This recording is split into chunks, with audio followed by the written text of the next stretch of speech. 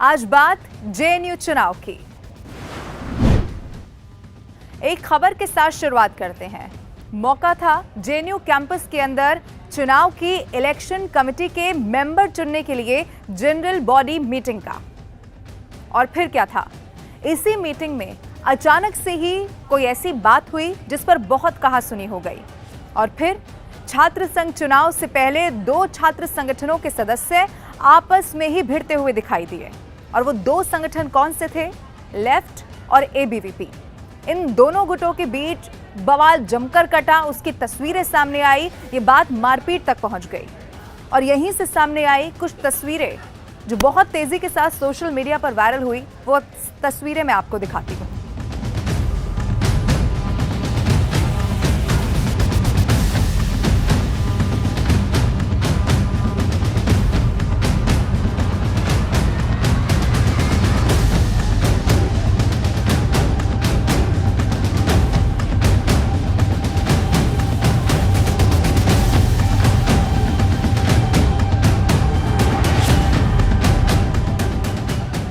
जिसके हाथ में जो आया वो एक दूसरे पर लेकर चढ़ गया, हमलावर हो गया। अब एक शख्स जिसकी सबसे ज्यादा इसमें बात हुई वो ये बाहुबली, जो हाथ में साइकिल उठाकर बहुत आक्रामक अंदाज में हमला करता हुआ, ये जो तस्वीर मैं आपको दिखा रही हूँ इस तस्वीर में भी देखा जा सकता है। और उसके बाद आरोप लगे। लेफ्ट ने एबीवीपी पर कन्हैया कुमार का नाम लेकर कई सारे गंभीर आरोप लगा दिए। ये कहा गया कि एबीवीपी चुनाव ही नहीं कराना चाहती। लेकिन सवाल ये कि आखिर हिंसा हुई क्यों?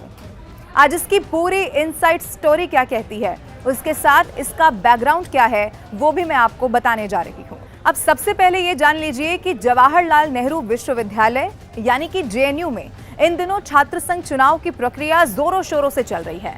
और मैं आपको ये भी बता दूं कि 2019 के बाद अभी तक चुनाव वहां पर नहीं हो पाए हैं। 2019 के बाद ये पहला मौका है जब चुनाव हो रहे हैं। अब बीते दिनों छात्र संघ चुनाव को लेकर एक अधिसूचना बकायदा जारी कर दी गई। और इस अधिसूचना में कहा गया कि अधिसूचना जारी होने से 6 से 8 सप्ताह के भीतर अब जेएनयू छात्र संघ का चुनाव संपन्न करवा देना अनिवार्य होगा।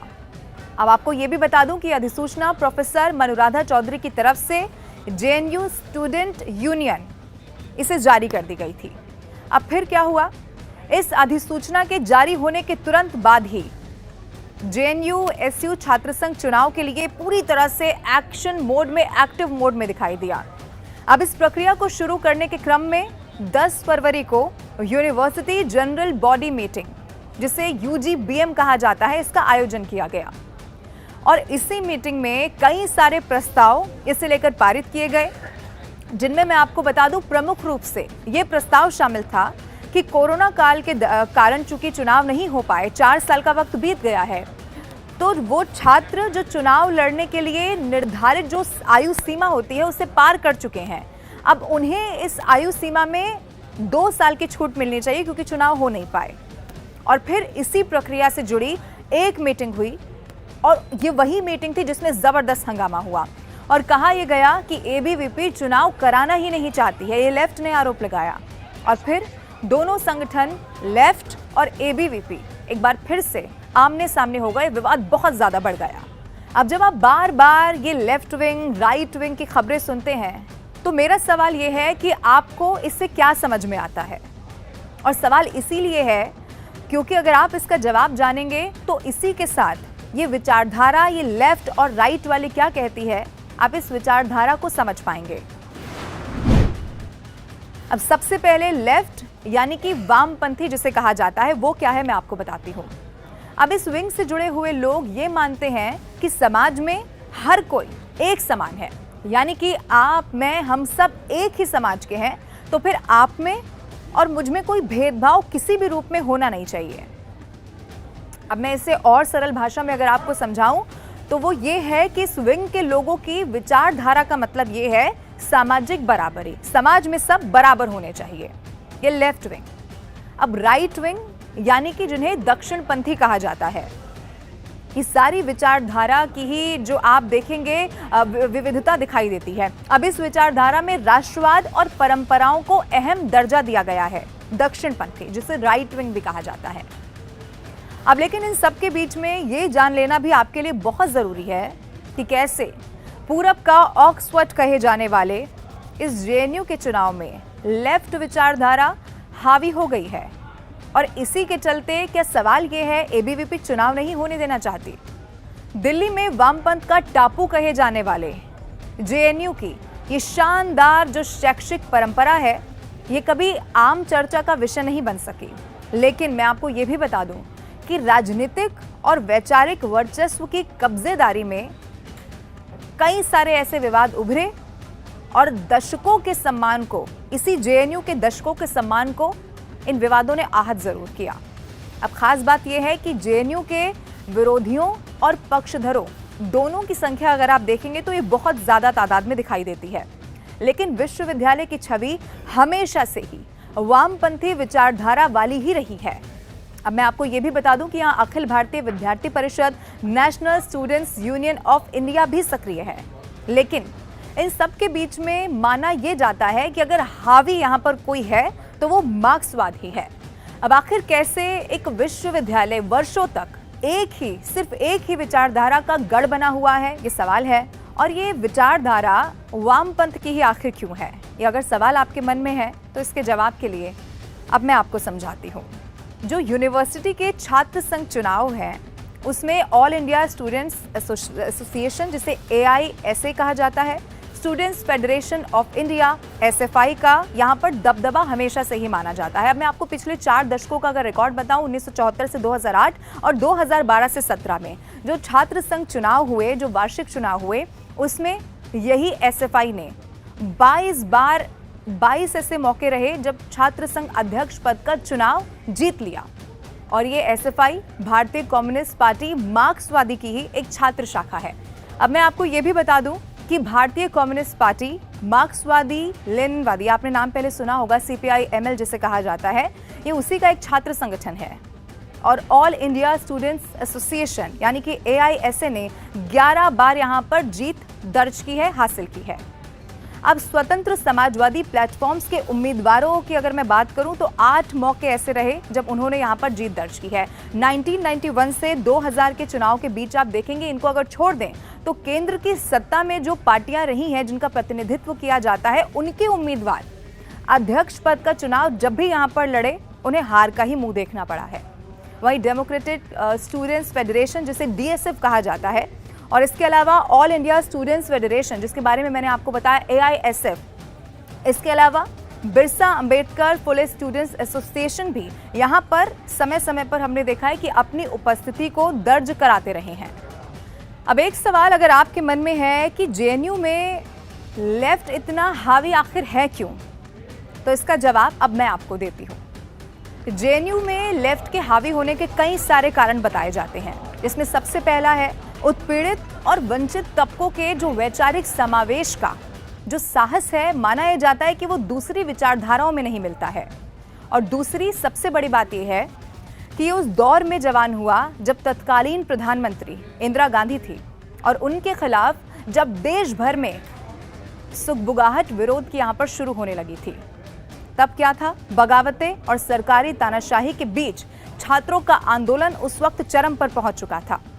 और 80 का जब दशक आया और वो बीतते बीतते इसी जेएनयू की जो विचार तार्किकता और आधुनिकता के एक ऐसे केंद्र के रूप में उभरा जिसके पैरोकारी का साहस माना यह जाता है कि सिर्फ और सिर्फ मार्क्सवाद ही कर सकता था। यही एक सबसे बड़ी वजह है कि यहाँ एक परंपरा की तरह ये जो विचारधारा है, एक परंपरा की तरह यहाँ पर बस गई। अब जेएनयू से जुड़ी हुई हर मर्तबा जब ये खबरें आप सुनते हैं, पढ़ते हैं, तो एक सवाल आपके मन में ज़रूर आता होगा कि वो छात्र, स्टूडेंट्स जो यहाँ पढ़ने के लिए जाते हैं, वो आखिर के वामपंथी विचारधारा वाले हो कैसे जाते हैं। अब इस सवाल के साथ एक सवाल ये भी उठता है कि छात्र यहाँ आने के बाद मार्क्सवादी बनते हैं, इस विचारधारा से जुड़ते हैं, या फिर यहाँ पर वही छात्र पहुँचते हैं जो मार्क्सवादी पहले से होते हैं। अब इस सवाल के जवाब पर जेएनयू को बेहतर समझने वाले कई सारे ऐसे विश्लेषक ये कहते हैं कि छात्र यहाँ पर आकर ही वामपंथी बनते हैं। अब यहाँ सामान्य आरक्षण के अलावा मैं आपको ये भी बता दूँ, गरीबी है, पिछड़ापन और महिला होने के आधार पर कई सारी प्राथमिकताएं हैं जो इसके भीतर आपको दी जाती हैं। अब देश भर से, अलग अलग राज्यों से तमाम ऐसे छात्र यहाँ पर पहुँचते हैं जो बहुत गरीब, वंचित घरों और कई बार पिछड़े इलाकों से ताल्लुक़ रखते हैं। अब फिर क्या होता है, जब वो यहाँ पर आते हैं तो उन्हें मिलने वाला सम्मान, बराबरी और भागीदारी वामपंथी बना देती है। अपने लिए नई दुनिया रचने का शाऊर यही जगह उन्हें सिखाती है। अब ऐसा भी माना जाता है कि जेएनयू के जो ज़्यादातर शिक्षक हैं वो भी वामपंथी विचारधारा के ही रहे हैं, और इसीलिए एक कारण ये भी बहुत बड़ा माना जाता है कि जो स्टूडेंट्स होते हैं वो स्वाभाविक रूप से इसी विचारधारा की ओर मुड़ जाते हैं। अब आपको मैं बता देना चाहती हूँ कि जेएनयू में एक बार फिर से चुनाव होने वाले हैं, और अगर आप जेएनयू का चुनाव देखेंगे तो ये बाकी किसी भी यूनिवर्सिटी के चुनाव से बहुत अलग होता है। इसीलिए अब जेएनयू छात्र संघ चुनाव की प्रक्रिया आखिर क्या होती है, और ख़ास तौर पर अगर आप दिल्ली यूनिवर्सिटी से देखेंगे तो ये कितनी अलग होती है, पूरी प्रोसेस क्या है, कितने पद होते हैं, ये सब कुछ अब मैं आपको समझाती हूँ। अब जैसा मैंने कहा, दिल्ली यूनिवर्सिटी के मुकाबले अगर आप देखेंगे तो जेएनयू का जो चुनाव है वो एक अलग प्रक्रिया के तहत होता है, और यही प्रक्रिया, जो प्रोसेस है वो 1 महीने से भी ज़्यादा वक्त लेती है और पूरी होती है। अब दिल्ली विश्वविद्यालय की ही तरह जेएनयू में भी 4 पदों के लिए मुख्य तौर पर चुनाव होता है। ये 4 पद कौन कौन से हैं? अध्यक्ष, उपाध्यक्ष, सचिव और संयुक्त सचिव के चुनाव यहाँ पर होते हैं, जो एक बार फिर से होने वाले हैं।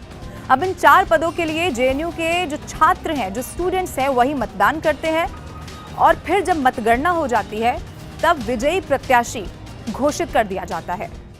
छात्र संघ चुनाव कराने की प्रक्रिया शुरू करने के लिए सबसे पहले क्या करना होता है, जो मौजूदा छात्र संघ के पदाधिकारी होते हैं वो डीन ऑफ स्टूडेंट्स, जिसे डीओएस कहा जाता है, इसी कार्यालय को चुनाव कराने के लिए एक अनुरोध, एक रिक्वेस्ट जिसे कहा जाता है, वो सबसे पहले भेज देते हैं, और फिर उसके बाद डीओएस कार्यालय छात्र संघ पदाधिकारियों को यूजीबीएम, जिसे यूनिवर्सिटी जनरल बॉडी मीटिंग कहा जाता है, ये कराने की अनुमति दे देता है। और फिर ये मीटिंग बहुत अहम होती है, क्योंकि इसी मीटिंग में विश्वविद्यालय के जो सारे स्टूडेंट्स होते हैं, छात्र होते हैं, वो मौजूद रहते हैं, और फिर छात्र संघ चुनाव में लागू किए जाने वाले जो नियम होते हैं उन पर चर्चा करनी होती है। अब एक बात आपको जान लेनी चाहिए कि अगर आयु सीमा में छूट देनी है या कोई भी ऐसा बदलाव है जो इस बार के चुनाव में किया जाना है, तो ये वही मीटिंग होती है जिसमें डिसाइड किया जाता है कि कौन से नियम बदले जाने हैं। अब फिर इसके बाद यूनिवर्सिटी जनरल बॉडी मीटिंग के बाद बैठक में जो मीटिंग होती है उसमें लिए गए सारे निर्णय की जानकारी डीओएस कार्यालय को विस्तृत रूप से भेज दी जाती है कि मीटिंग में क्या चर्चा हुई है, क्या बदलाव करने हैं, और फिर जो डीओएस होता है वो निर्णयों को लागू करने की अधिसूचना जारी करने के लिए उसके बाद उसे कहा जाता है। आपको मैं ये भी बता दूं कि इसी के साथ जो मौजूदा छात्र संघ के 2 पदाधिकारी होते हैं वो स्कूलों में जीबीएम कराने के लिए नामित करने के लिए उन्हें कह दिया जाता है। अब आमतौर पर अगर आप देखेंगे तो डीओएस जेएनयू स्टूडेंट यूनियन के जनरल बॉडी मीटिंग में तय किए गए 2 नामों को, 2 नाम इसमें ऐसे होते हैं जिन्हें मंजूरी यहाँ पर माना जाता है कि दे दी जाती है। अब इसी डीओएस की मंजूरी के बाद जेएनएसयू के 2 पदाधिकारी, जेएनयू के 13 स्कूल्स और इसके अलावा 7 सेंटर्स की अलग अलग जीबीएम जो होती है वो करवाई जाती है। और फिर इसमें क्या होता है, जो छात्र हैं जिन्हें शामिल होना होता है उनको छूट दी जाती है शामिल होने की। अब जीबीएम की बैठक में स्कूलों और सेंटर्स के छात्र चुनाव समिति के 1 सदस्य का सर्वसम्मति से एक साथ चुनाव कर देते हैं। अब अगर एक छात्र भी चुनाव समिति का सदस्य बनने के इच्छुक छात्र का विरोध कर देता है, विरोध जाहिर करता है, तो फिर ये तय हो जाता है कि उसे चुना नहीं जा रहा है।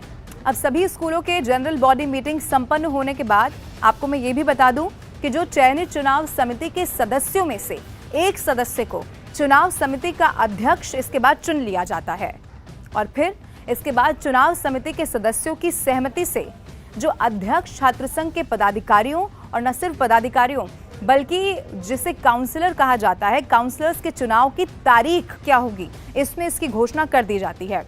और फिर क्या होता है, इसमें नामांकन करने की तारीख क्या रहने वाली है, नाम वापस लेने की तारीख क्या होगी, और साथ में सबसे ज़रूरी मतदान किस दिन होना है वो तारीख शामिल होती है।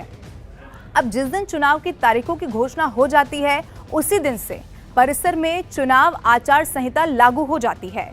और इसका मतलब क्या है कि इसके बाद जो प्रत्याशी है वो परिसर के भीतर छात्रों को लुभाने के लिए कोई भी ऐसी गतिविधि जो इससे जोड़कर देखी जाती हो वो नहीं कर सकते हैं। और फिर इसके बाद चुनाव कराकर उसमें जो विजयी प्रत्याशी होते हैं, यानी कि जिसे सबसे ज़्यादा वोट मिले होते हैं, सबसे ज़्यादा जिसके लिए मतदान किया जाता है, उसे उसकी घोषणा की जाती है और उसके बाद वो पदभार संभाल लेते हैं। अब एक बार फिर से चुनाव होने वाला है और देखना होगा कि विवाद, आरोप और बवाल की इन तस्वीरों के अलावा नतीजों में क्या तब्दीली जेएनयू में देखने को मिलती है।